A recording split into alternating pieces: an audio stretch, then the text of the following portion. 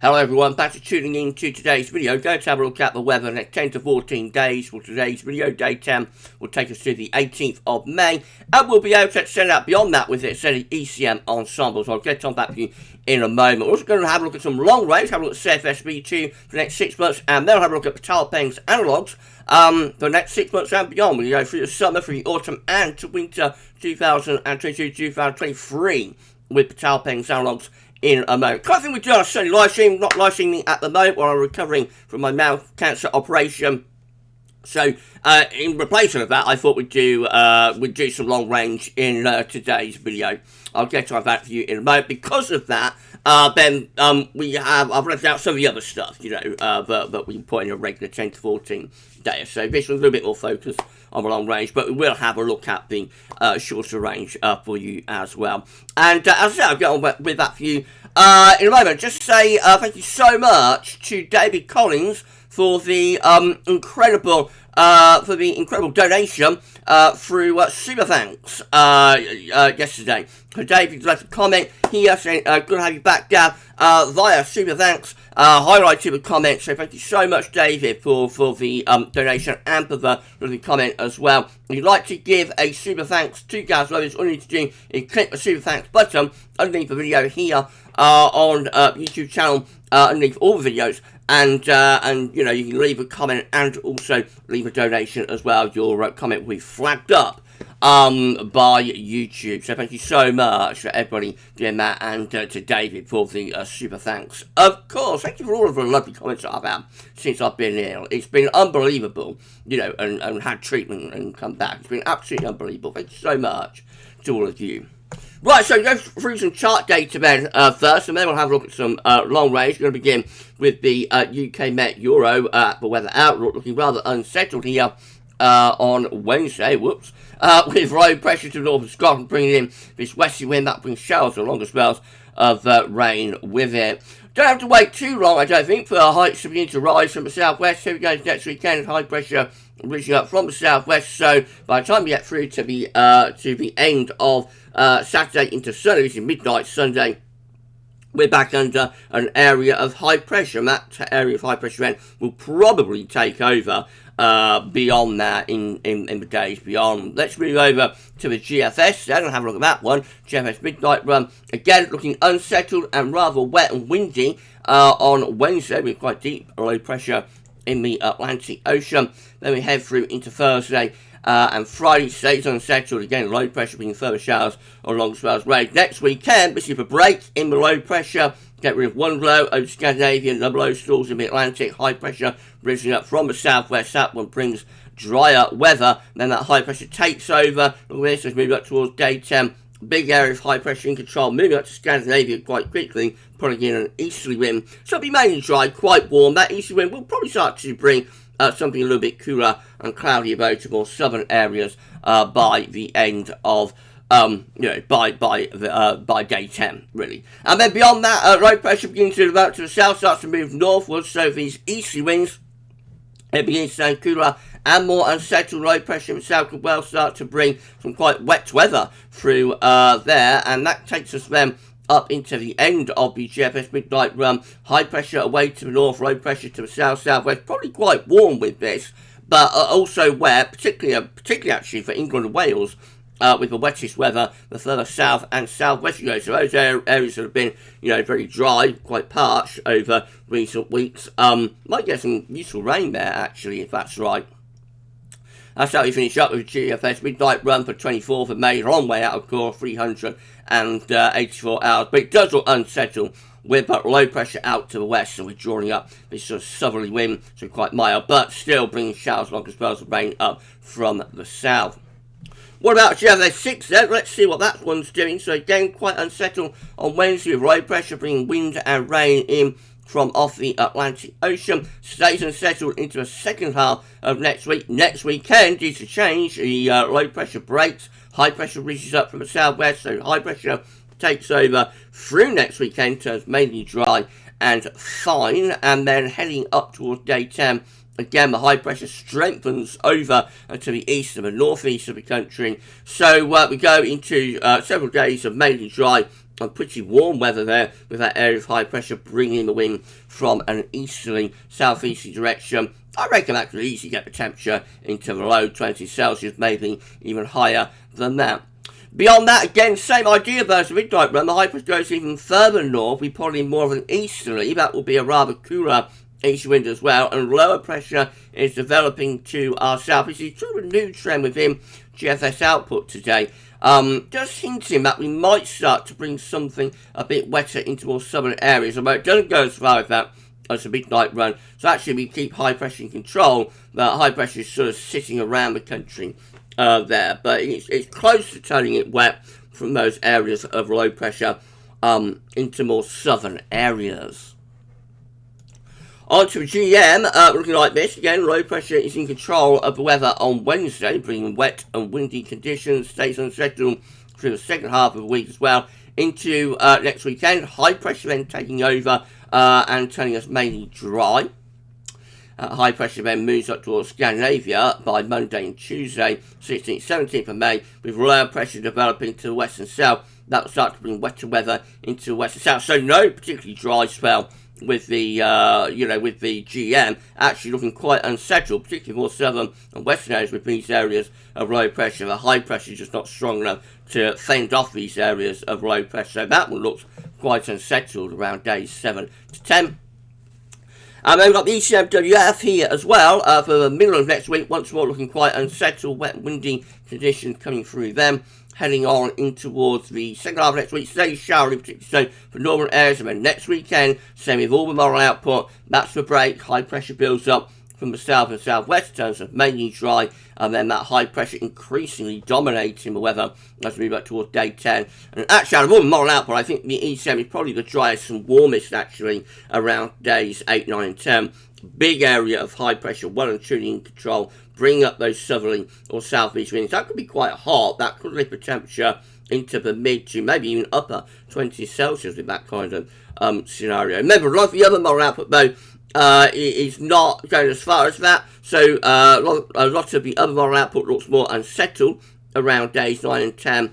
More of an easterly wind which will have a cooling effect and maybe even hint at bringing some low pressure up from the south. So it remains to be seen really exactly where we're going with this area of high pressure around days 8, 9, and 10. There is quite a bit of uncertainty within the moral output, so we shall wait and see. These are the options on the table within the ECM ensembles today for day 10. Gets us to the 18th of May from the Icelandic Met Office. 19 members of the ECM ensembles, including the control room, have the high pressure sitting over straight to the east coast. That's mainly dry and pretty warm, bringing up wind from the south. Another 19, including the operational run, again have the high pressure dominating weather over to the east of the country, bringing in those warm east or even southeast winds. And then 13 again with the high pressure to our over to our east, low pressure out to the west. Again, that can be mainly dry and quite warm, a little bit more southerly with that. And as the low pressure is slightly closer to us, maybe just a threat of some thundery weather into the south and southwest maybe. And then these are the options that we got for 2 weeks' time. This will get us to the 23rd of May. 12 members of the ECM ensemble taking the high pressure up towards Greenland and Iceland. Low pressure dropping in to Scandinavia. That will put in a cooler northerly wind that might start to turn showery. 9 have high pressure still dominating, more or less over top of the country. That can mainly dry, quite warm. Another 9 with high pressure over Scandinavia, around about we bring in the wind from an easterly direction. 8 with low pressure over top of the country. That's going to be obviously much more unsettled. It's a minority option though. Another 8 with, so that's kind of like in line with the GFS midnight run as well, I suppose. Another 8 with low pressure dropping into the north-northeast. So that could be turning a bit showery and cooler. And then 5 with high pressure ridging in from the Atlantic through the country, lower pressure up to our north, and the jetting putting that high pressure under pressure.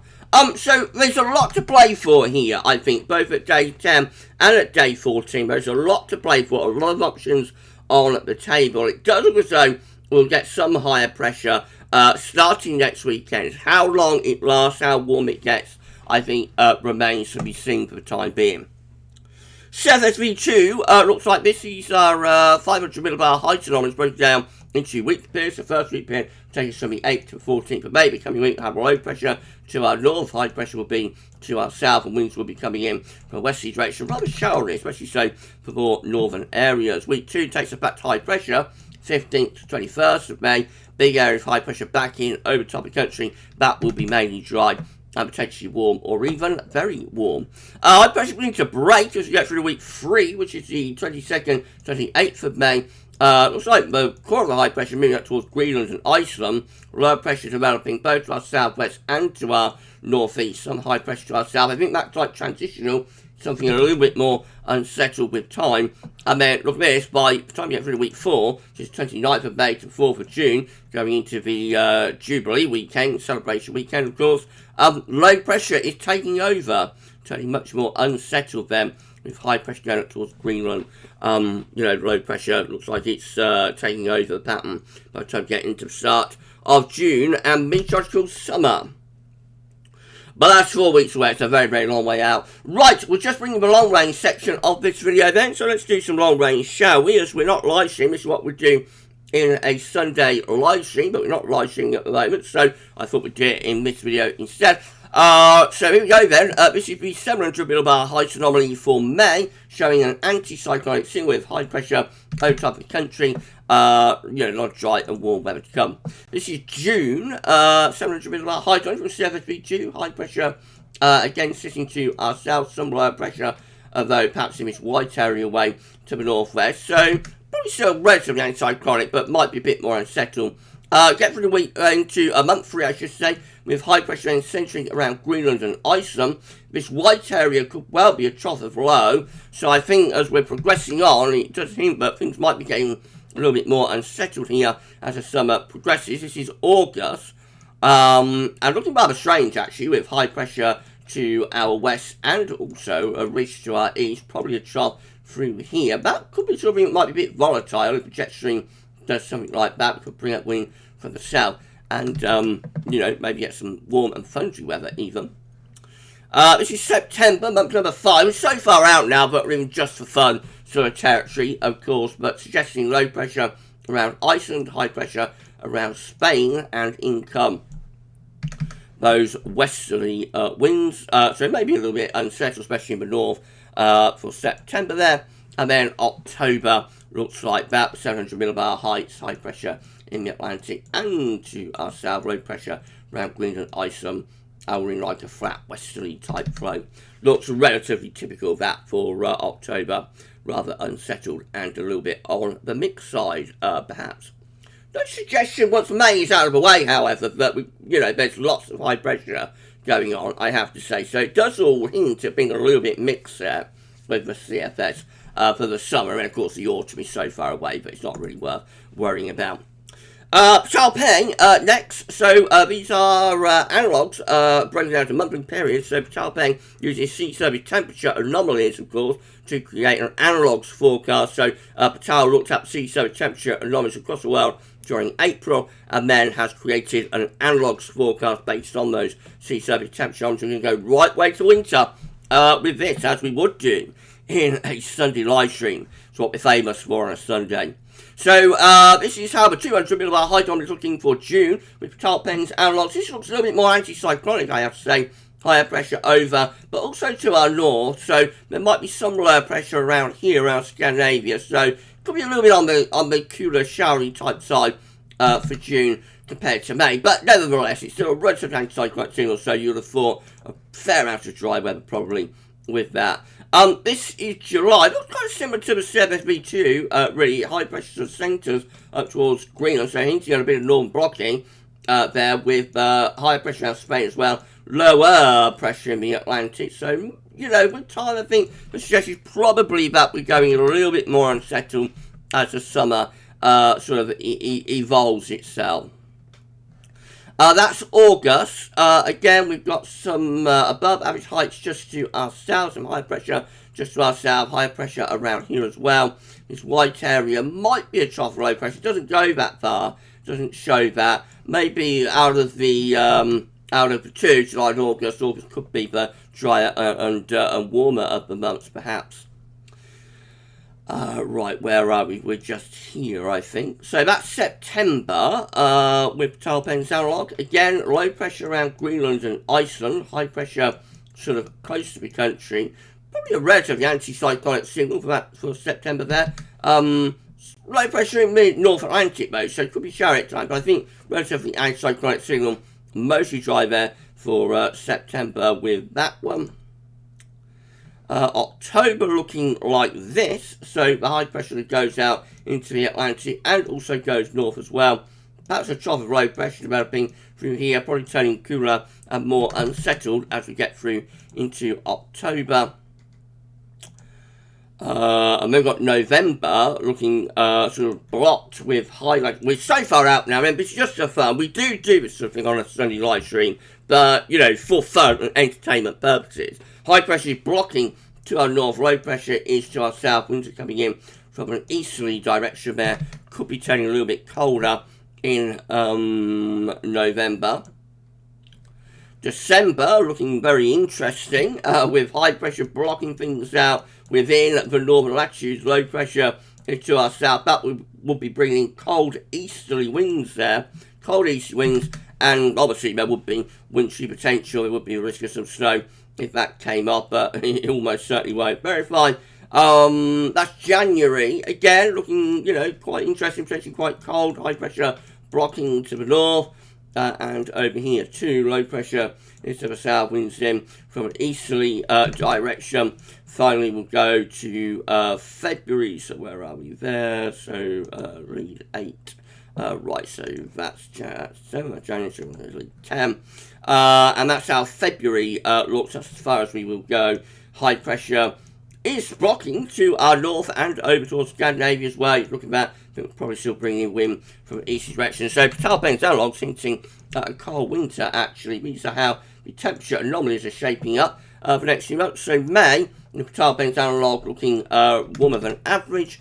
Where do we go to next? Go to there. June is also looking above average for temperatures. Not that hot, but a little bit above average in June. That's July. Again, a little bit above average, not excessively so, but a little bit above average in July. So it's rather warm sort of summer. Warmer actually for August. August is like the warmest of the summer months, going into those deeper orange colours there. So the best month of the summer for temperature is in August.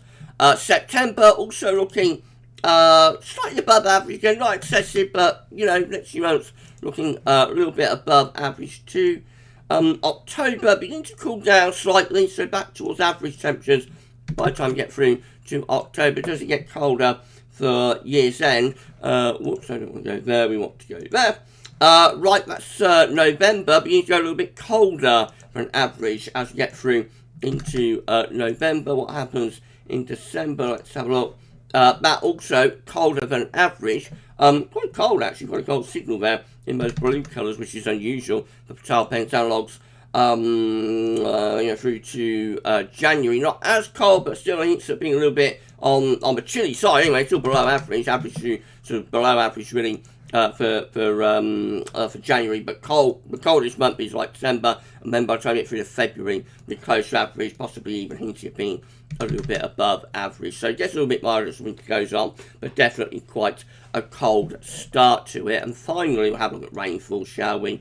So May is a dry month with drier than average conditions expected. July also, June I should say, a little bit wetter than average just to our north, a little bit drier than average to our south. Next, very free. A little bit wetter for July, so it's getting more unsettled here as we're going along. From June to July anyway, it turns a bit wetter.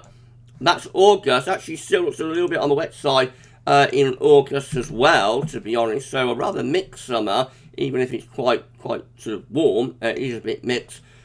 September also a little bit wetter than average too. So you know, no sign of any sustained dry weather once May's out of the way, to be honest. That's October. That's turning a bit drier then. Get through into October, and then we go into the winter months, and of course as it gets colder it will start to get drier as well if the forecast is right. So by the time it's through December, for example, although it's a colder than average month, and there probably would be some snow if it came off, it's also a drier than average month as well, so quite dry in December. And where I want to go there, then we go through to February, and that one also looks pretty dry. I've missed out January, haven't I? So let's go back to that. There we go. January. That's also quite dry. So quite a dry winter, but a rather colder winter than, the rather cold winter, if Talpen is right. Okay, so there we go. We did some long range outside of a live stream on a Sunday. How unusual. If you enjoyed this video, please when you smash the like button, make sure you subscribe to our channel. Thank you so much everybody for doing that. Don't forget to tell your friends and family to subscribe as well. It's amazing, it's incredible. Thank you so much everyone. And drop a comment. Let us know what you think about this and all of our videos. Right, so tomorrow we'll have a regular 10 to 14 day. I thought I'd just do this as a bit of a one-off and whatnot. As we're not live, so I thought we'd include some longer range today. Well, you enjoy the rest of your Sunday. We're going to be back tomorrow, I say, with a regular 10 to 14 day. So check that one out if you'd like to do that. But for this video, that's all for now. And thanks for watching.